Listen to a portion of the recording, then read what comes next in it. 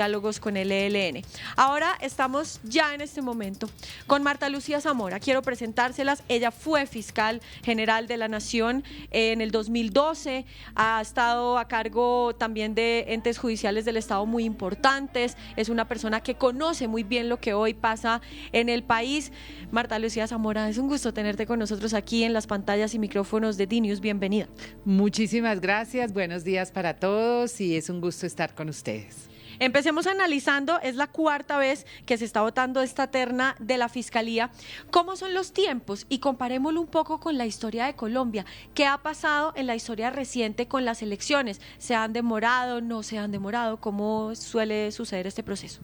Bueno, la elección de fiscal general de la Nación está prevista, como lo sabemos todos, en la Constitución Política nuestra, es decir, en cuanto a cómo es el procedimiento, la competencia de la Corte Suprema de Justicia, la conformación de la terna por parte del Ejecutivo, el presidente de la República, digamos las calidades que debe tener quien vaya a ocupar el cargo de fiscal general de la Nación, pero no dice nada ni la Constitución ni la ley respecto de tiempos que debe ser los que debe tener en cuenta la Corte Suprema de Justicia ya en esta última fase. Esto es un acto compuesto por la terna elaborada por el presidente, como lo digo, y luego la posterior elección por parte de la Corte Suprema de Justicia en pleno.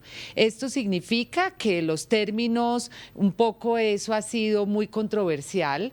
Hay personas que dicen, no, esto es un acto administrativo, debe resolverse de manera inmediata, es decir, no es una actuación de carácter jurisdiccional, pero para nada se contempla ningún término, sino aquí acudimos y siempre se apela a lo que se denomina en términos generales un término razonable, es decir, en donde se supone existe un tiempo justo para que los magistrados en este acto que es tan complejo proceda a tener el tiempo suficiente para analizar, para verificar, para auscultar de cada una de las candidatas qué es lo que ellos estiman son realmente lo positivo, y además es muy importante porque esto es una elección en donde hay una participación colectiva y esto indica que debe llegarse a consensos, debe buscarse, digamos, las confrontaciones entre la votación entre ellas mismas, como también la votación individual con los votos en blanco.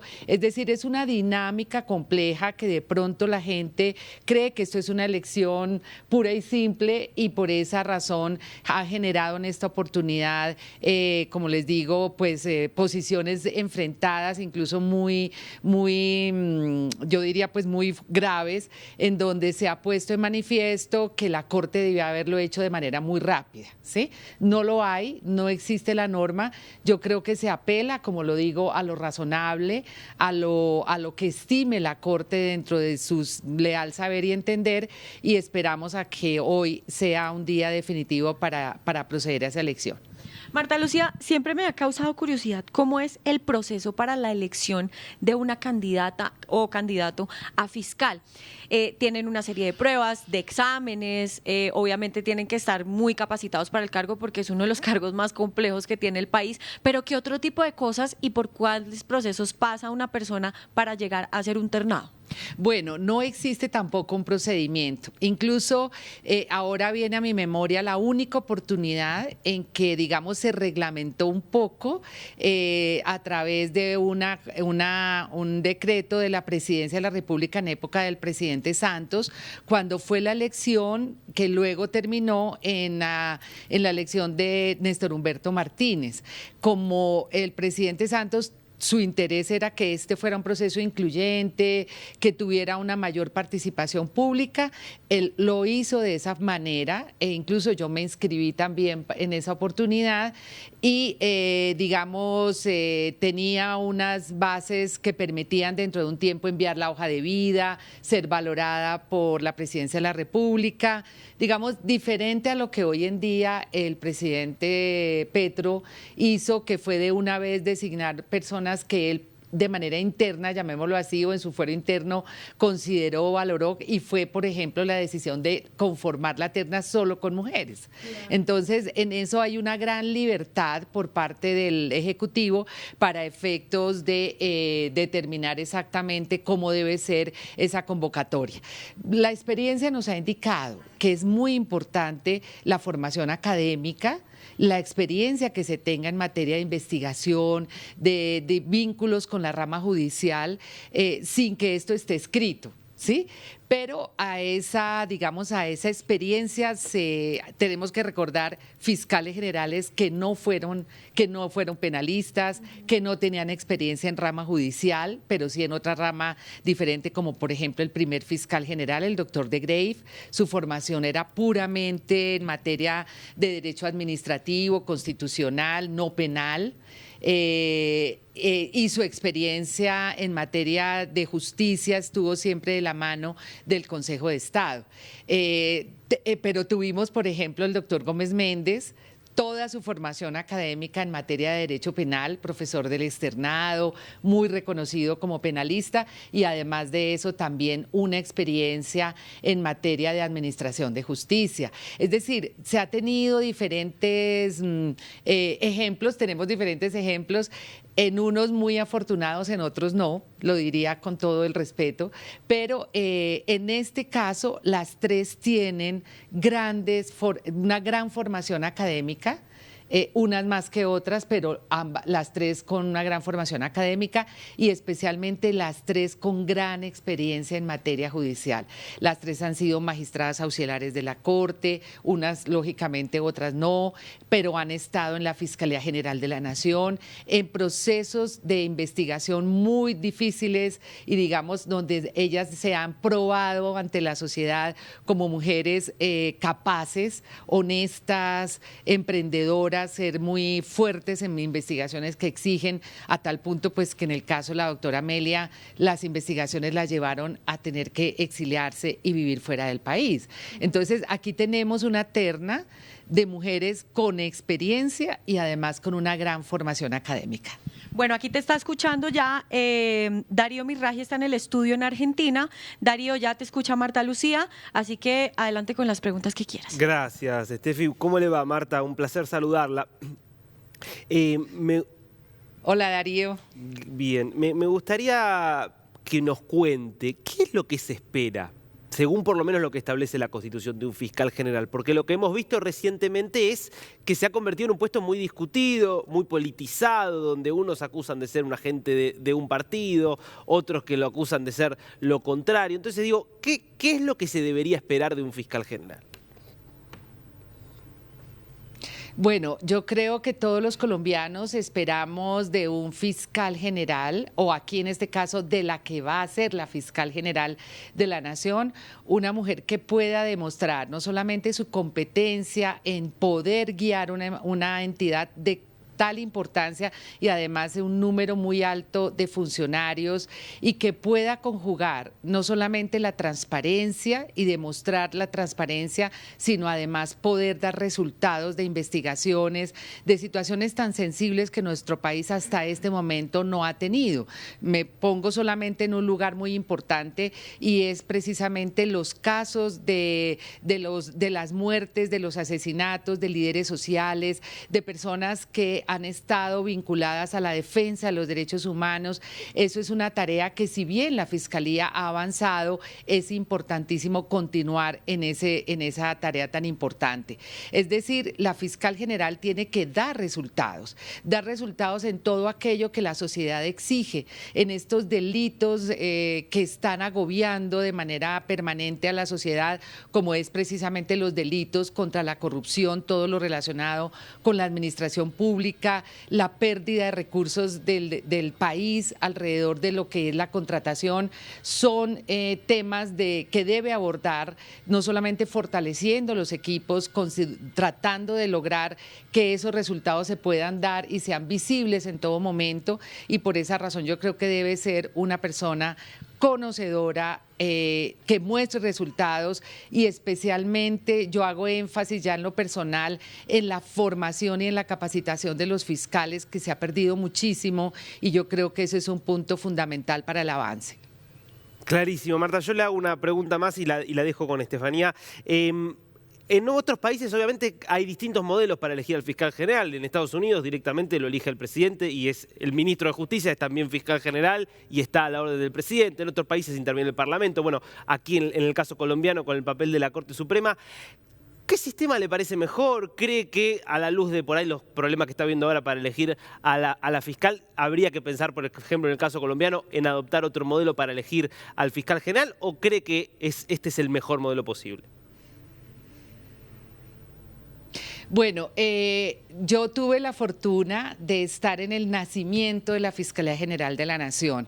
Esta surge en la Asamblea Nacional Constituyente, en la Constitución del 91, y previamente a la expedición de la Constitución fue todo un proceso de consenso, de trabajo, en el cual yo fui la secretaria de la Comisión Cuarta, que en ese momento era los temas de justicia y especialmente la creación de la Fiscalía General de la Nación. Ese fue un tema que fue muy debatido en la Constituyente: cuál era el origen, cómo la Fiscalía en nuestro medio, digámoslo, en nuestro medio especial, el latino, no podía ser igual que en los medios como ejemplo el que tú citas, en el sistema norteamericano, en donde hay una gran discrecionalidad del Ejecutivo y es solamente el Ejecutivo el que interviene en la designación del fiscal general de la Nación.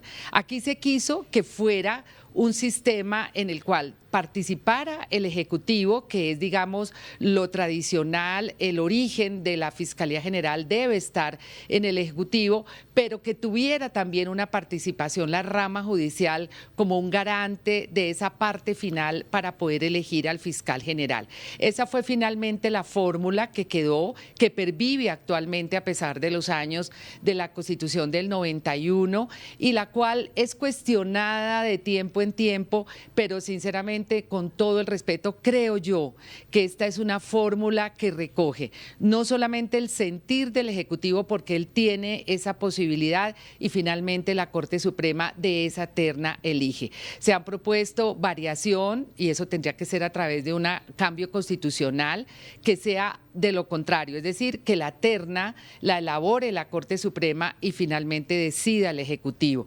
Yo creo que esa fórmula no es, digamos, la adecuada a nuestro sistema, y pensaría que lo que se puede llegar a hacer es generar mecanismos internos en la Corte Suprema mucho más ágiles, pero no deslegitimar, no desconocer que la Corte Suprema nos genera a todos garantía de seriedad, de transparencia, así pase en las salas, así sean muchos magistrados.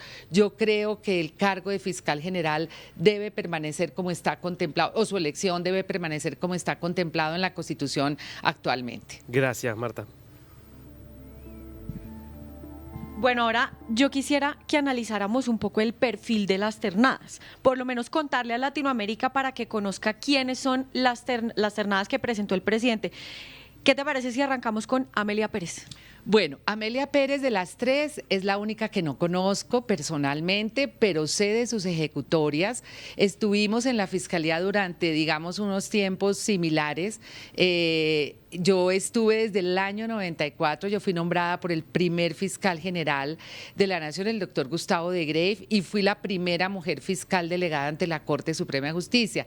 Ella estuvo para esa época como fiscal de la Unidad de Derechos Humanos, una unidad que tuvo un gran protagonismo en la época del fiscal Alfonso Gómez Méndez, investigaciones que ya en ese momento se iniciaban alrededor de masacres, de hechos muy graves ocurridos en nuestro país, y que posteriormente esos fiscales tuvieron que salir del país, tuvieron que buscar un destino donde se garantizara su seguridad, su vida, y por esa razón conozco las ejecutorias de la doctora Amelia. Sé de lo que su vida ha tenido que recorrer para poder llegar a hoy en día, y me parece un gran reconocimiento a una mujer valiente, una mujer que tuvo a su cargo casos tan difíciles como los del Nogal, como la masacre del Aro, que fue una de las masacres más graves, hoy en día también con condena de la Corte Interamericana, y digamos que con ella no tengo esa relación directa como tengo, o digamos ese conocimiento que tengo de las otras dos candidatas. Ok, sigamos rápidamente con las otras dos candidatas. Bueno, Luz listo. Adriana. Luz Adriana Camargo es abogada, la conocí hace muchos años cuando era sustanciadora de un juzgado superior, 19 superior, recuerdo muchísimo. Ya hoy en día no existen los juzgados superiores, pero siempre ha tenido una carrera muy valiosa ahí, permanente. En la unidad ante la Corte Suprema de Justicia trabajamos juntas, igual que en la Corte Suprema de Justicia como magistradas auxiliares. Y luego tuvimos la fortuna de estar juntas en Guatemala, en la Comisión Internacional contra la Impunidad. Es decir, sé que es una persona muy capacitada en materia de investigación. Bueno, finalmente un resumen cortito de la última, claro. Sí, claro. Ángela María, pues es una académica pura, yo diría que es una persona con gran conocimiento. Estuvo poco tiempo en la Fiscalía, pero el caso que tuvo ya fue para todos conocido, el caso del Palacio de Justicia. Fuimos compañeras de colegio, estudiamos con monjas españolas durante 12 años de nuestra vida. Sí. Sé de su transparencia, de las tres, de su honestidad, y estoy segura que cualquiera de las tres será una excelente fiscal general. Muchísimas gracias, Marta Lucía Zamora, por estar con nosotros estos minutos de tu tiempo con DNews. Valiosísimos los testimonios. No, muchísimas gracias a ustedes. Continúas, Darío, tú en estudio con todas las noticias de Latinoamérica y el mundo. Gracias, Estefi.